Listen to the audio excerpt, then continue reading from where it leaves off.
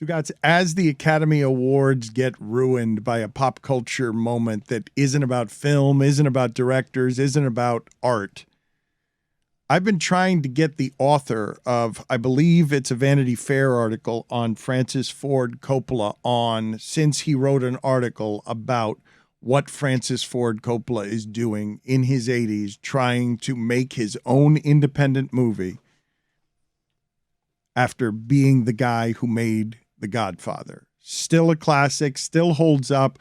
People will watch it still today and remember it even if it was 60 years ago. Why are you shaking your head? No, Jessica. What is the matter? Why are you ashamed? Stugotz, you're going to leave me hanging here? Pat Riley. You said The Godfather, and I saw Stugotz go to the mic to say Pat Riley, and I shook him off. I was like, there's not a good window. Don't do it. I knew he was going to do it. It was the tiniest of windows. Is The Godfather good? The movie or Pat Riley? What kind of question is that? I mean, no, it's a fair question to ask. It is not a fair question. No, it is an unfair question to ask. No, it's a ridiculous often question to cited ask. as the greatest movie ever. Yeah, but Yes, it's good. A little slow at times. I gotta be honest. It seems long. And what year was it made? 1972. 70s, Oh, yes. no way. Is it like an SD? It's going to be a hard Yeah, it watch. is. It's a tough watch now. No, it's not a tough watch. It still looks beautiful. What are you talking about? It looks really good, but compared to, other than Winning Time now has changed my worldview because there's a lot of film cuts on Winning Time, and it looks really good. But, yeah, The Godfather, there's some graininess to it. It looks old. But Dan, you were headed somewhere? It's a 50-year-old movie. How's it not going to look old? You want it to have CGI? You want avatars running around in it? It's 50 years old. Avatars and The Godfather? That would be kind of awesome. I don't James understand. Cameron, Francis Is that in the Ford Coppola. remake? What do you mean? It's an overrated movie. It's one of the classics of all time. Does it look old? Of course it's going to look old. It's 50 years old. Is it not going to have perfect Transformers pacing? No, it is not. It's You want 50 a years Fast and old. the Furious car in there? I'm just asking if it's worth watching. You guys don't have to be so angry about Fair it. It's definitely question. worth watching. Should I? But it's old. It's long. very good. It is long. How long? And slow It at is long. times, yeah. It's long and slow at times. And in the movie making, you could say Francis Ford Coppola has a little bit of fat in his movie. You could say that, but I wasn't interested in that part of it. I'm interested in what he's trying to do in his 80s. Like how, and we haven't been able to get the author on, but Whitty enjoyed the headline that had Francis Ford Coppola in it. The headline was Francis Ford Coppola, Robert Evans, telegrams show depth of Godfather feud. I absolutely love this story. So apparently Francis Ford Coppola, in subsequent movies that he made for Paramount, because he made this for Paramount, him and the head of Paramount really had it out about the creative process. And we discovered this via telegram. I was scrolling through. I have a news service that I use for reading to get all my information, and so I was just scrolling through all the TMZ headlines, and I just saw telegrams reveal. I'm like, wait a second, this can't. People are still sending telegrams, and no, it's pictures of old telegrams. And Francis Ford Coppola used to write a telegram. When I tell you that it was masterful, beautiful writing via telegram, I wish that there was still someone in the modern culture who really could put together a screed via telegram. Why don't you bring it back? How would there be I'm on it. in a feud about the Godfather movie? Why is it a telegram what you would notice in the just because you prefer the feud to have a telegram in it? I just couldn't He's believe a that. fancy young lad. I just couldn't believe that the headline had the word telegram in it. And so I like that. That's why I clicked it. Yeah, I mean, movie director beefs with head of studio. Seen that movie, seen that story a million times. But Francis Ford Coppola, this story that I was reading about him in his 80s, just wants to make his own epic movie. At the end, in his 80s, he's deciding. I mean, I'm looking this movie up on Rotten Tomatoes, and 97% by critics, 98% audience score. There's no chance. There's no way. And then I scroll Too many down. people like it, Bill. It's something up there. And then I scroll down, and I see box office gross $134.8 million. Like, that's half of week 1 of The Avengers. Well, what's the perfect Rotten Tomatoes score then where not too many people like it, but also it's obviously not a piece of shit movie? I mean, Like my 85, perfect 87? my perfect window is like critics score in the 40s, 50s, and audience score 100. like 80. Yeah, that's what I want. You yeah. want like a plus 40 differential between Yeah. audience and critics. And then I'm The seeing- critics have a different eye, so I don't care what they're Yeah. looking at, how they view it. I care about how people like me If you experience tell me the movie. this movie's art, I'm out on it. And 2 hours and 57 minutes, no thank you. I don't know that art is where I'd go with Godfather. It just sort of started the infatuation with mafiosos that we would over time continue to extrapolate until Tony Soprano becomes sort of a mutation of it. But we've always been fascinated by these movies. Scorsese has made a bunch of them because of how fascinated we are, and this was the first. Billy, Top Gun, 58% critics, 85% audience. Runtime? I have no idea. All right. Well, I might give it a go. I was talking to Tony Bagger here, where he's like, I don't know what his deal is. He loves The Godfather. Of the 2 hours and 57 minutes, he's like, the first 57 minutes are a wedding scene. It's like, I don't even want to go to a wedding in person. Why would I want to watch a full-length wedding in a movie? Well, I bet you if I rewatched The Godfather, I would find some fat in it. That it probably could have been a 2 hour and 10-minute banger. But then the wedding ends with a horse's head in a bed. Oh, spoiler Take the alert. gun, leave the Jesus, gun. Billy hasn't seen it Come yet. on. It's a 50-year-old movie. Come It's no on, spoiler. It's a 50-year-old movie. Whittingham, Not you after just that. ruined The Godfather. That's a different movie. That's not even the same movie, Dan. He goes to Hollywood, and that's where the horse head happens. It's not But at that's- the wedding. It's I a know, but different what I'm movie. saying is, that's number 2. But the origins of the horsehead story are at the wedding, where he goes to the Godfather and says, "Hey, this is what I got going on in Hollywood right now." Yeah, but it wasn't at the wedding. Respect that it's two different movies and it is a storyline told over about 6 hours that involve you managed to spoil the second Godfather while talking about the first Godfather. No, the second Godfather actually got ruined for me because the Fredo boat ride was such a cultural touchstone that the Fredo boat ride got referenced so much that when I watched The Godfather 2 for the first time, I'm like, all right, so clearly the Fredo something boat was ride up. is where the culmination of this movie is, now and you then ruined it it's again. the end of the movie. And so, like, I spent 3 hours and 10 minutes waiting for the end of the movie, and I could kind of ruin the rest of the experience. I also watched The Godfather 2 for the first time. I started it at 12:30 in the morning, so I finished it at 3:40 in the morning. Ouch. I was by myself as, like, at 16 years old in my house. I walked around my house with a steak knife just to make sure there was nobody that was going to kill me overnight. It's a gospel truth story. The movie scared That's you as The a movie steak- scared me as a- enough to walk around my house with a steak Well, knife to that's make what- sure no one's going to kill me. Dan. It's Secure the perimeter. It's the slow drama of all of the build up throughout the movie that creates the tension that I guess so much you, killing. There's so many Speed people it that up get a killed by little. surprise. You know what I mean? Speed it up a little. 3 hours too long. Stugotz, I may be in on this Top Gun movie here. Yeah, it's like an hour 45, I think, right? Yeah, 1 Field hour trip. 49 minutes. Yeah. We gotta do a field trip. I actually found on, I don't remember which, if it was like Netflix trip. or Hulu Where? or one of those. There's the like, movie. you know how there's genres? There's like action, thriller, comedy, romance, whatever, Yes, right? we know about genres. There's one that just says 90-minute movies. And I'm like, this is my shit right here. yeah. 90-minute movies. In and out, Bing, Billy. bam, boom. I'm in, I'm out, and I learned a whole story. This is my jam. so this is the perfect movie for Billy is 50 critic score, 80 to 85 audience score, but you give me 90 minutes or 90 less. You minutes. tell me you're going to get me out in half The Godfather, your rating skyrockets with me. It's a weird thing because, like, if I see, like, 84 minutes, I'm like, what the hell were you doing? 84 minutes? You can't even give me 90? But if I see, like, 112, first of all, don't give me that. Then I have to start doing the math in my head, and I'm like, 112 minutes, there's 60 minutes in an hour. Now I have to break this down. What does that come out to? Like an hour and 42 minutes? Like, don't give me 100 and whatever minutes. Just Quick give me math. an hour and however many minutes. It's an Unless- hour and 52 minutes. Unless Vin Diesel's in it, and then Go as long as you He's want. the one exception, so right. you want them all 90 minutes unless it's Vin Diesel. well, he can carry. I have a correction to make. It was, in fact, The Godfather 1. I was confused. A lot of, I Super thought it Bowl was week, one. Dano. Yeah. You had so much. Big Godfather 2 fine. is Couple of when times he today goes. you've had a pop a dick or something, and I've been right Godfather both 2 is times. when he goes down to Havana, makes sure that things are working. Not even there. get into Godfather the 2 is Joey the feast Fatone one. thing. Feast of San Gennaro. Yeah, wasn't that yeah. one? Interrupted the Martin show with Scorsese that. grew up on Mulberry Street, where the Feast of San Gennaro is. The problem with what you did, Tony, because it's a terrible mistake, but you confused me because you're so goddamn confident that I started And good looking. to doubt myself. You're so unreasonably confident, no matter how stupid what you're about to say is.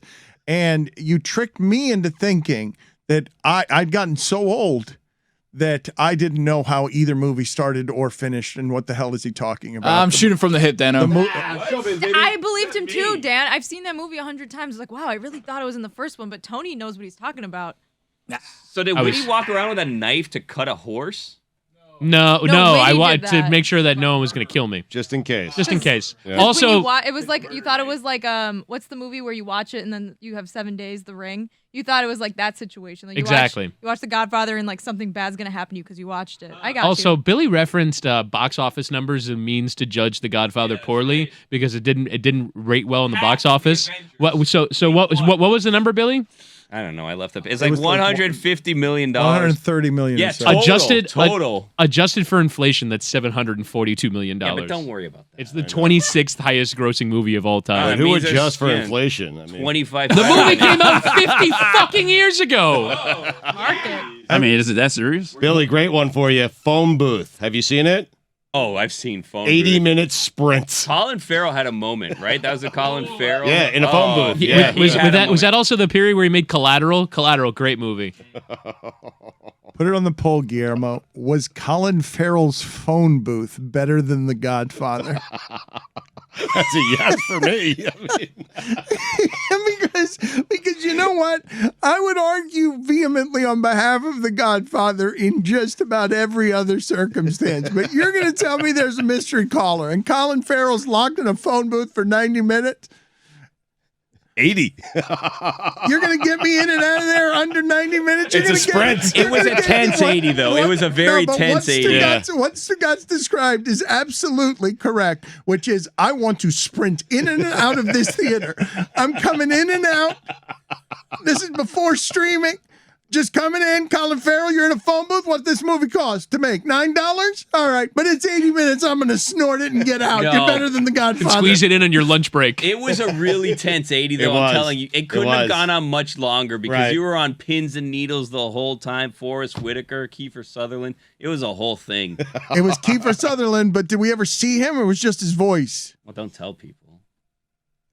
Well, you just told him it was Kiefer Sutherland. He did. I got to be honest with you. I just started looking at the. I Rotten think you Tomatoes, hear just his voice. You naming people on there. eventually see him towards the end. I think Right. he does one of Yes. those like walk-bys where The like sprints, he's in the phone booth and then all of a sudden he walks by the phone booth. What do you mean? What is it about? Yeah, what movie is this? Phone booth. Phone booth. What have I've you got guys it been for doing? you. I've got the description here. Oh, it's great.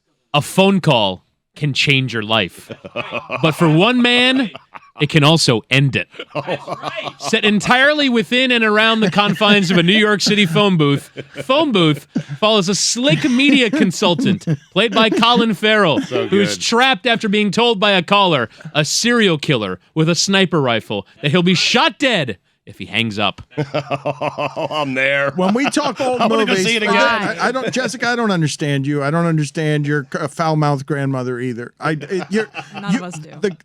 The Godfather movie. You know all about that, and you're arguing on its behalf. But you have made a sour face throughout the description of the phone booth because it's a movie that is too old for you to remember. it. Godfather, Dan. I mean, I come from a line of Italian Americans, proud.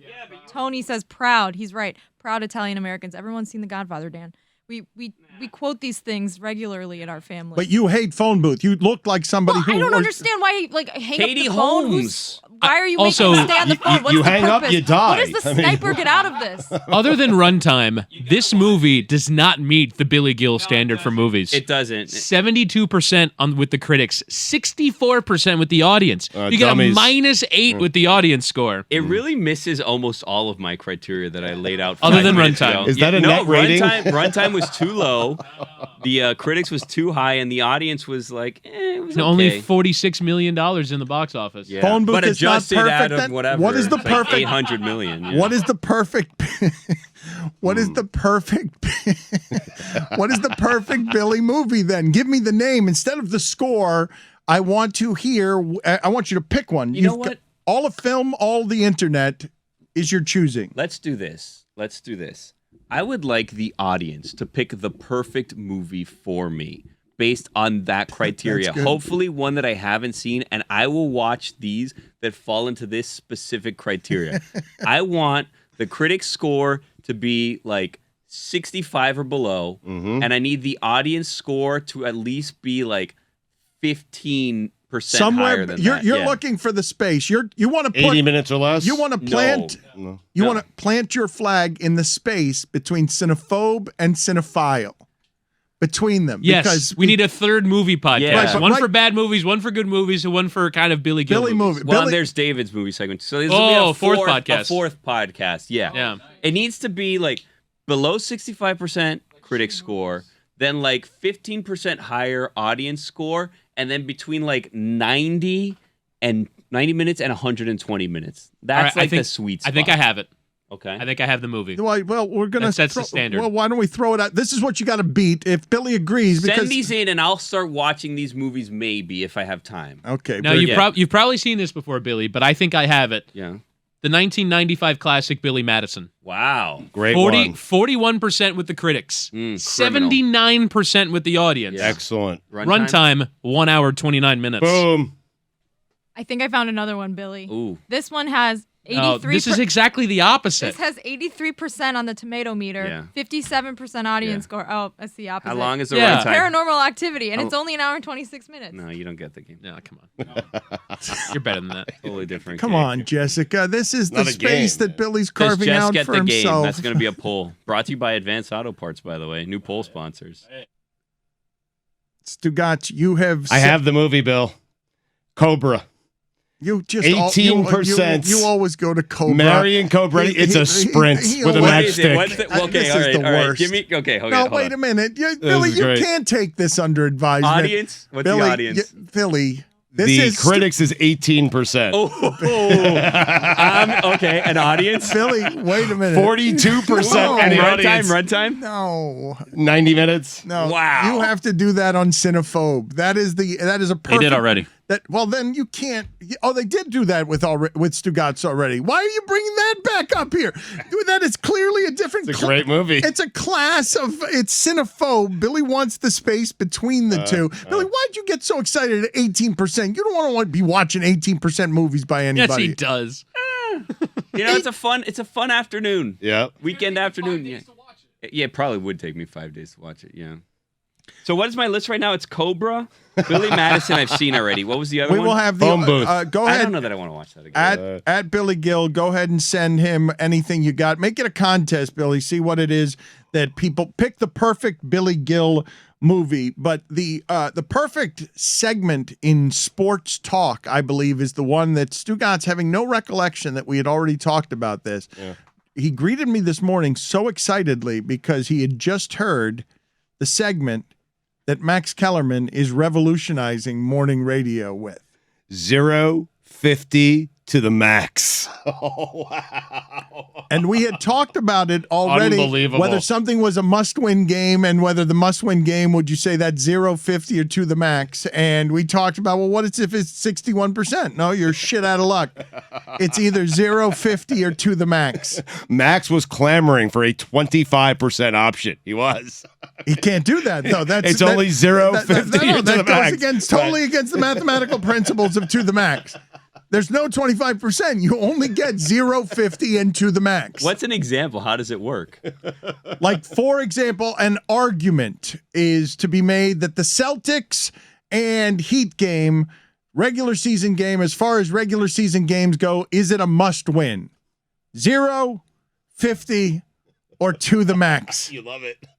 So it's not even a must. Is it a must win or not? Is it a 0-50 or to the max? Those are your three options. I don't know. What was the question this morning, since it's such a memorable thing, Stugotz? All Stugotz took in, even though we've discussed it, Stugotz, all he brought in was the segment. I don't know if he knows what the argument was. No, they were having an argument about Carson Wentz or Ryan Tannehill. And they were asking who's the better quarterback. And they had to give. So it started with Carson Wentz. It was 0-50 to the max. Max said to the max, Jay Will said 50%. I don't understand at all. I don't think. What do you mean? So it's like it's Carson Wentz to the This max. doesn't make Like sense. Carson Wentz You- or Ryan Tannehill. How is the answer to the He max? said Carson Wentz to the max. That's No. what it is. Listen, it's Stugotz, Max's game. No, Yeah. this is not working correctly, Stugotz. You came in and you said it's a genius segment and you don't Did you remember hear what the you listened segment? to. I just heard 0-50 to the you- max. You don't. You did not. His And I was parents- thinking Max Kellerman to the max. That's Yeah. a great game. No, his yeah. parents did a great job of naming him. Like Stugotz, John, not a good name for what you do. Stugotz, Yeah. you've been working in this medium all your life. What's that have to do with anything? But how can you play 0-50 to the max, make fun of it as a segment, and then not know how to play it? Like, how does that happen live as we're broadcasters? Retention, Dan. You're just looking for the place where you could talk about grandma's hot shits. To the max. Lasso, you've been talking for weeks about getting in front of Bill Lawrence and making sure you can get on Ted Lasso. Bill is a busy guy. I pitched him via social media. I did a role for Ted Lasso for the next season because I'm a former coach who needs a team to coach. My daughters are going off to college. I coached a lacrosse team. We won back-to-back national championships, haven't lost a game in 2 years, and I figured perhaps, maybe, with Bill liking the show, that Ted needed someone for his coaching staff. Do you not understand, Bill Lawrence, creator of Ted Lasso, how it is that the Ted Lasso story needs to support women's sports, high school women's sports, progressive, by hiring Stugotz to be on Ted Lasso? No, I mean, just getting another American voice on a show for no reason. You know, No reason. Well, no. You know, it's like you're trying to do a fish out of water with one American guy, maybe two, maybe also a high school girls lacrosse coach comes to town. give me the manager of Brighton. Yeah. How does it work with Hollywood? Do people just come up and ask to be in your stuff all the time? Dude, you know the answer to that. It just happened. Yeah, 24/7, 24/7. I don't know why I'm laughing. I mean, I'm serious. But how, and you do what with that? You know what? It's I would love to say that I'm 100% pure and just politely decline, but it depends on the level of what I get out of it. You know, I mean, it's and I don't mean like financial things. Right? If I'm in town looking for a basketball game and someone's like, "Hey, can I do a walk on on the show you're doing, and I can get you in this game twice a week," then maybe they'll appear. You know? Wow. Stugotz, well, this is the thing I saw You happening. take bribes. Huh? You're speaking my language. I saw this happening in the kitchen here where Bill Lawrence has been looking for a game. This is a special breed of vacationer, traveler, the guy who finds randoms twice a week wherever he is and just runs a game no matter how what his age is. Like, my guess is that Bill Lawrence is a little weird about competition. My guess is that he can settle the dispute of whether or not Ron McGill should have called an offensive foul in the game against you don't Tony. do it. Tony, Yeah. what you want to Pickup get? game, you don't call You want to offensive get a fouls. verdict, or you want to set up the situation because already you're going to be playing. You're going to be playing basketball with Bill Lawrence in a way that's going to make Stugotz jealous and insane, and you will end up appearing on Ted Lasso before Stugotz. Yeah, Tony, you got a passport, right? Because we're probably head over there soon. Absolutely. because he Just finds, make him nude.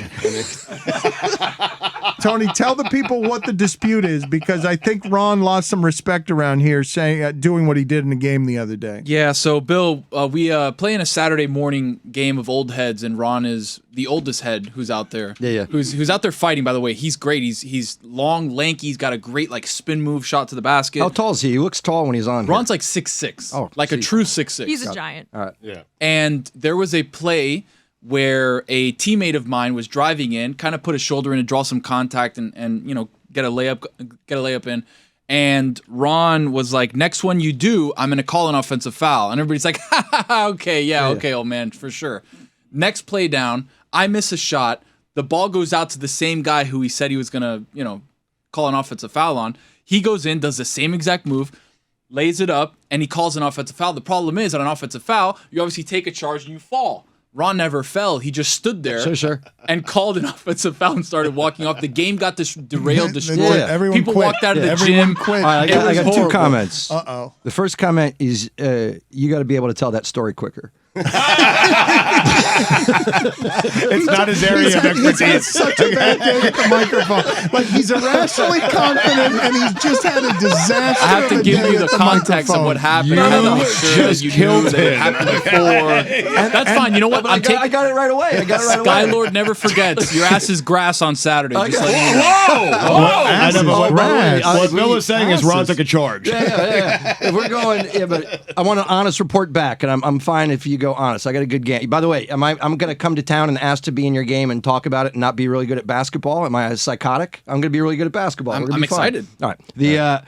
I got mad there. You The guys see it? second thing, You well, did. I'm You did. scared. Very defensive, This yes. is the thing. Look, you do not become a Hollywood conqueror, and you are furious right now.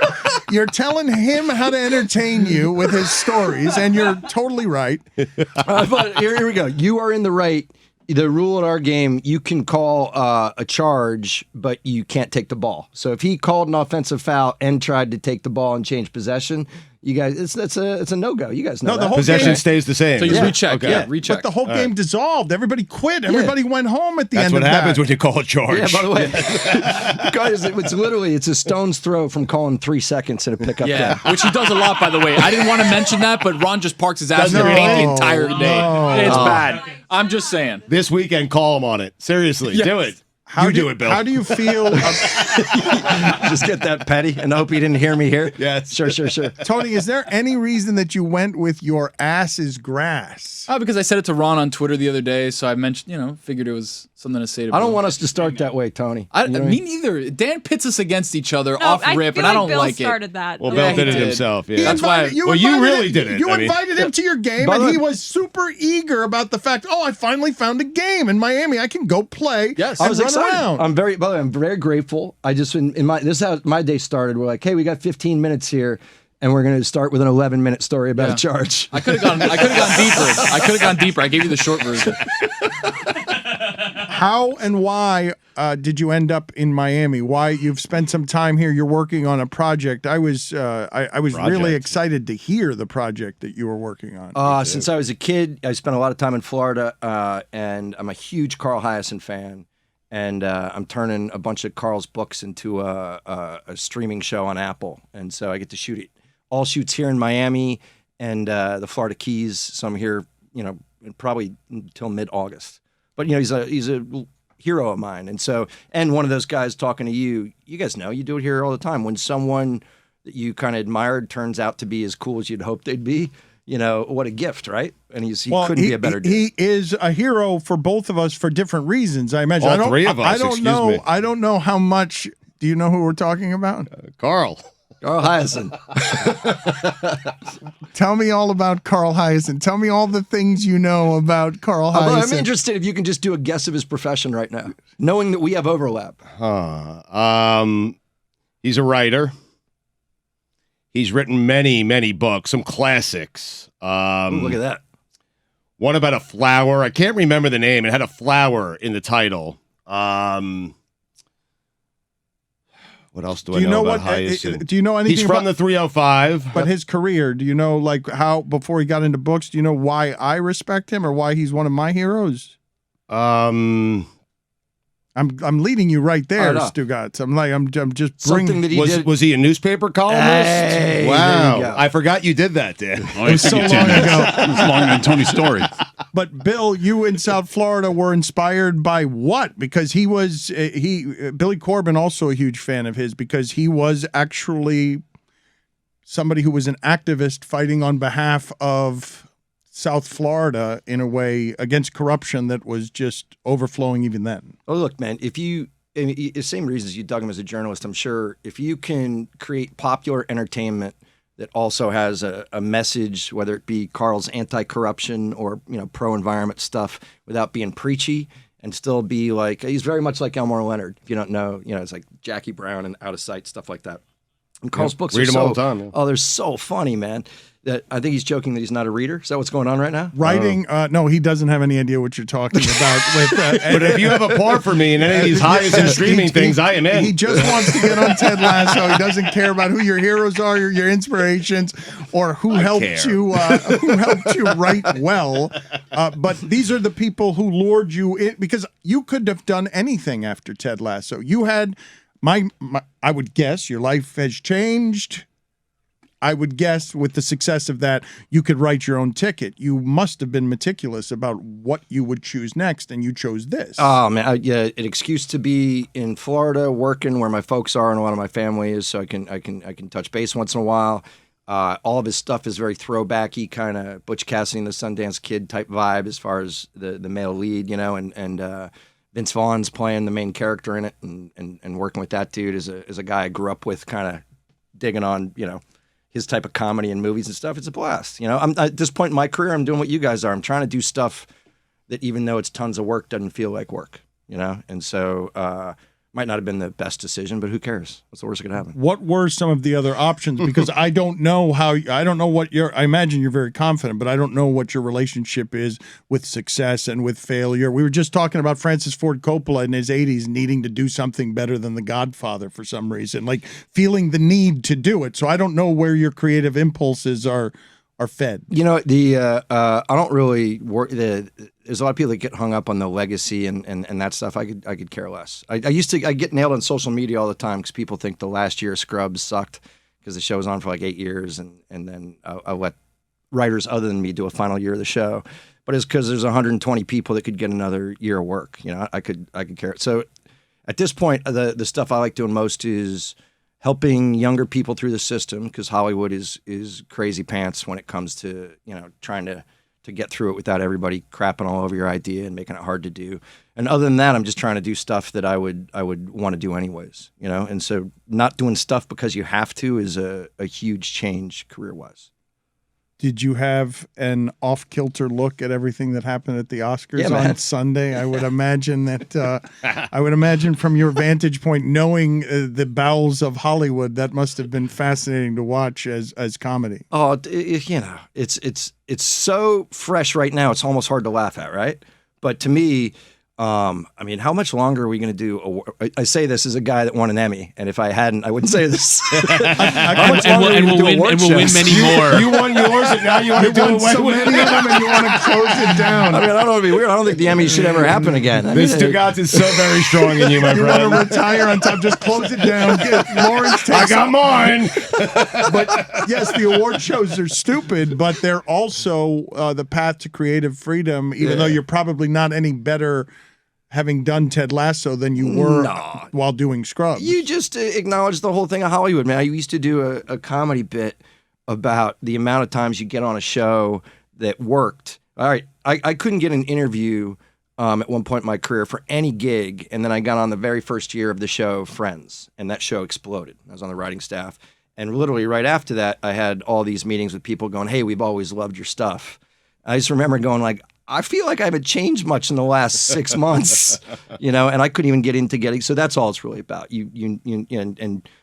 Trying to see that clearly with all the people that are like, hey, we're from the Piece of the Pie agency, and we didn't like you before, but now we understand something might be happening, and we'd love a piece of that pie. Once you kind of understand that, having been there for a long time, it's kind of easy to navigate. What did you aspire to do when you were reading Carl Hiaasen, or when you were being influenced by South Florida stuff on what it is that you wanted to do with your life? For me, I just I wasn't much of a student, and I love sports so much, but I knew it wasn't going to go anywhere, and so the idea that he was one of the first writers that wrote stuff that made me laugh on a level that I'm like, maybe I could do this, And I think if you don't grow up around Hollywood, or you don't grow up around sports journalism or that stuff, it's a weird leap the first time something convinces you that maybe you could be in front of a microphone. I never knew how to write funny. Writing funny is the hardest kind of writing. And so when I read Dave Barry and Carl Hiaasen, I'm like, I don't know how they do that, because I don't need to tell you that. Yeah, I just found that incredibly disrespectful. No, I'm joking. Wait. There's other people that write funny? No, I'm joking. You knew though. You knew growing up. You're reading No, these but guys. You knew. You probably knew that you didn't know that you could do journalism. You didn't know that you could do this, and you need someone just to go. Yeah, maybe you can. And that can be somebody that you read or watch, or hopefully one mentor that cruises through your life. You know what I mean? And Carl was kind of that for me a little bit.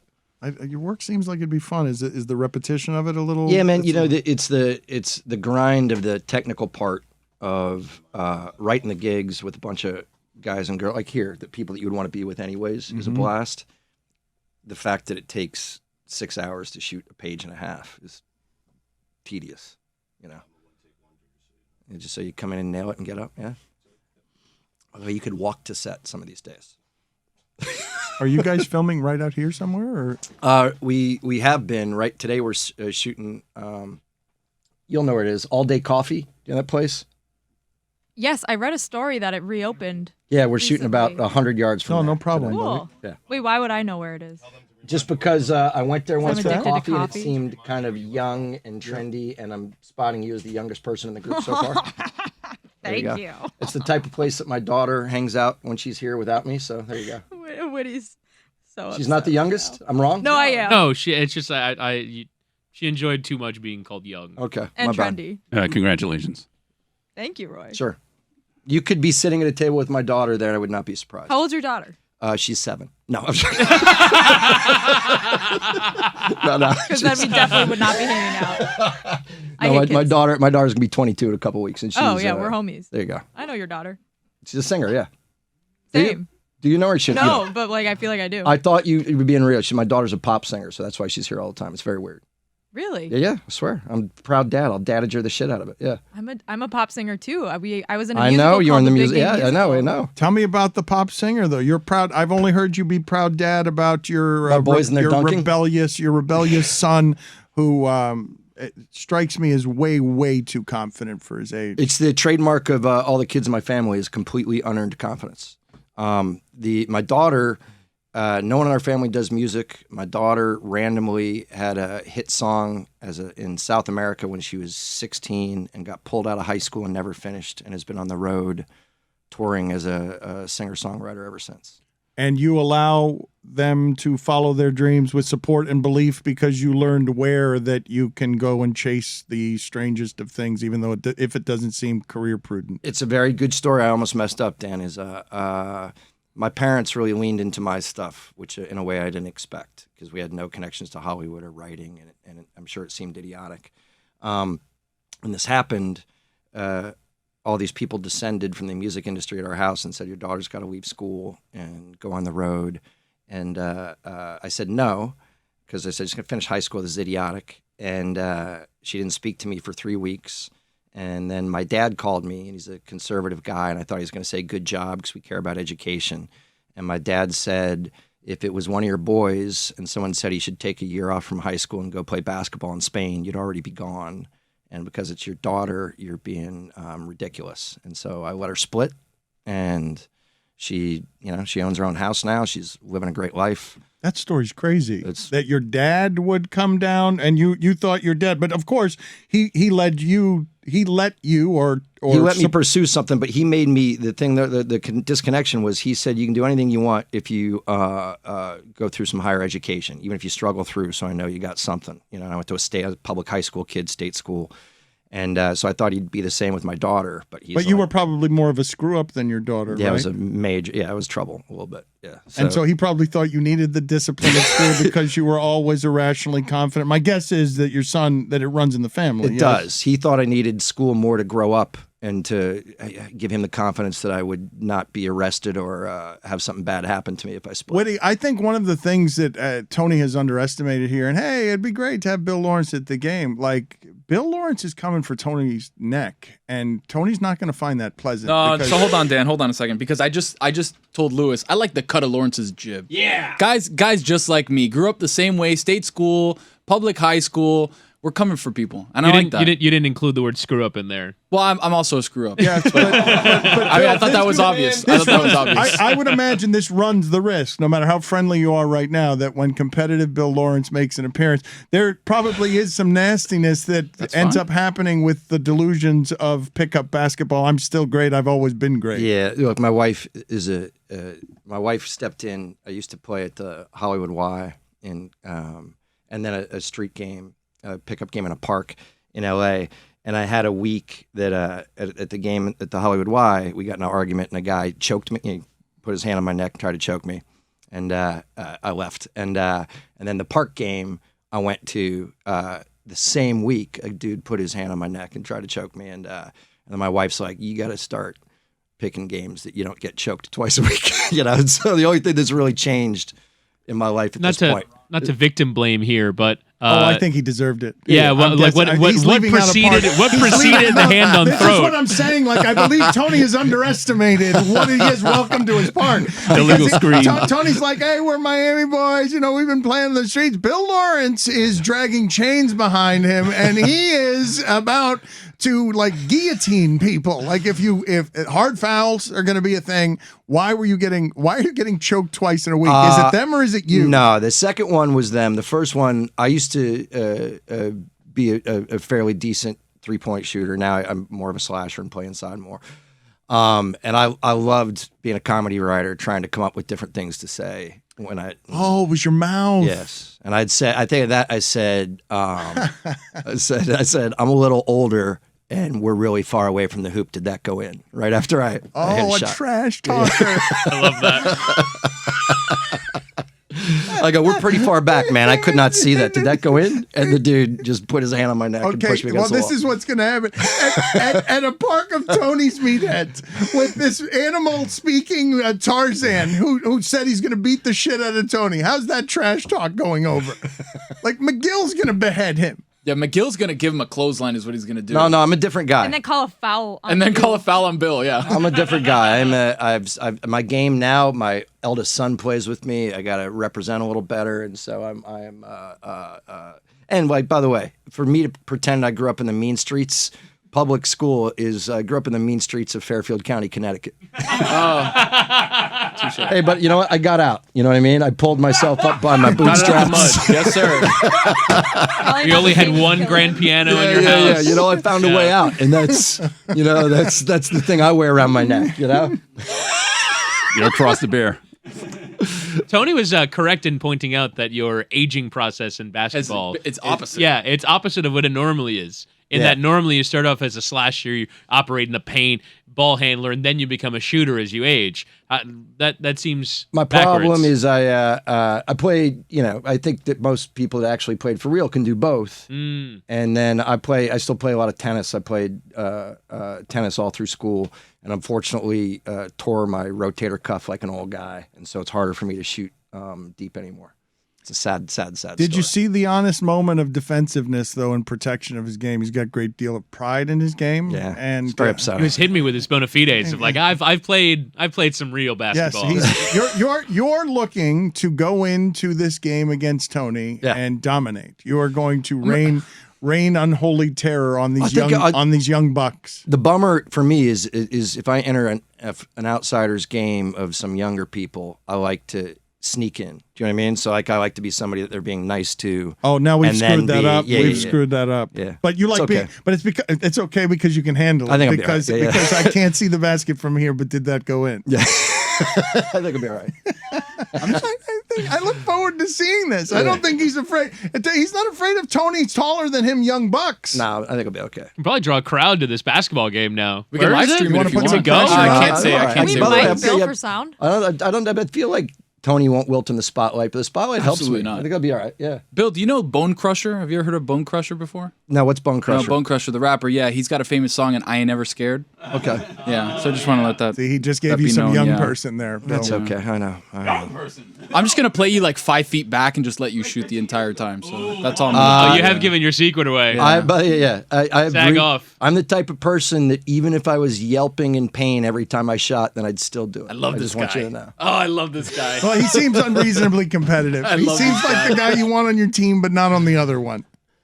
I have this right. Yes, yeah. unreasonably competitive in all things. Or? I'm trying to dial it back in marriage, and in some aspects of my life. Trying to dial it back in marriage is among the most romantic things I've ever heard from somebody who's probably a competitive asshole. Listen, my wife hates this side of me. She doesn't see the merits in how competitive I am. It was a connective tissue for my wife. She's an actress, and she was one of the people that used to, on Letterman, the old Letterman show, he'd have her throw footballs through a tire. She's a huge jock. We played horse on our first date, so we got way too into it for a lot of years, and that kind of bled into parenting in a way that I would not recommend. So, I've definitely dialed it back, man. Well, your wife being better than you at certain things when you're competitive athletically led to flames and fire and yeah. Big fun all around, man. How does a first date end in horse? Oh, Or did it begin with horse? No, we were there was a public court in Westport, Connecticut on the beach, and we were in the city. We went to Westport. We were walking around, and then grabbed a basketball and played horse. And I went from I'll let her stay in the game to really annoyed that she won. And in classic Seinfeld style, she refused to ever play me again. yes, that's exactly how that has to go. Yeah, it's a classic move. I've never lost to Bill and Horse. All right.